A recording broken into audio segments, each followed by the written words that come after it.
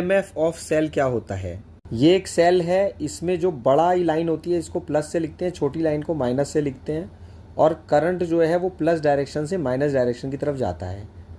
अगर कोई unit positive charge है, यूनिट मतलब जिसकी वैल्यू 1 है, ध्यान रखना है आपको, यूनिट पॉजिटिव चार्ज होना चाहिए, ये माइनस नहीं होना चाहिए, ये पॉजिटिव में होना चाहिए। Electric cell has to do some work in maintaining current through a circuit. ये जो इलेक्ट्रिक सेल होता है इसको कुछ वर्क करना पड़ता है इसमें इलेक्ट्रिक सर्किट में करंट मेंटेन करने के लिए।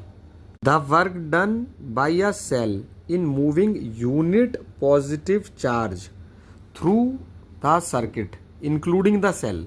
सेल के बीच में से, जैसे कि ये यहाँ से गया यूनिट पॉजिटिव चार्ज और ऐसे होकर और यहाँ से यहाँ तक, called electromotive force of the cell. देखिए इलेक्ट्रोमोटिव फोर्स का फॉर्मूला होता है वर्क डन अपॉन चार्ज, लेकिन अगर हम यहाँ पर चार्ज को 1 मानते हैं तो इलेक्ट्रोमोटिव फोर्स वर्क डन के बराबर हो जाएगी। यानी कि अगर हमने यूनिट पॉजिटिव चार्ज लिया, उसको हमने यहाँ से लेकर पूरे सर्किट में मूव करा, तो वो इलेक्ट्रोमोटिव फोर्स के बराबर होगा। अब आप ऐसा भी कह सकते हैं कि ज़रूरी थोड़ा ना है कि चार्ज की वैल्यू 1 हो, वो ज़्यादा भी हो सकती है। तो उस केस में इलेक्ट्रोमोटिव फोर्स निकालने के लिए हमें वर्क डन अपॉन चार्ज की वैल्यू लिख के हम इलेक्ट्रोमोटिव फोर्स को निकाल लेंगे।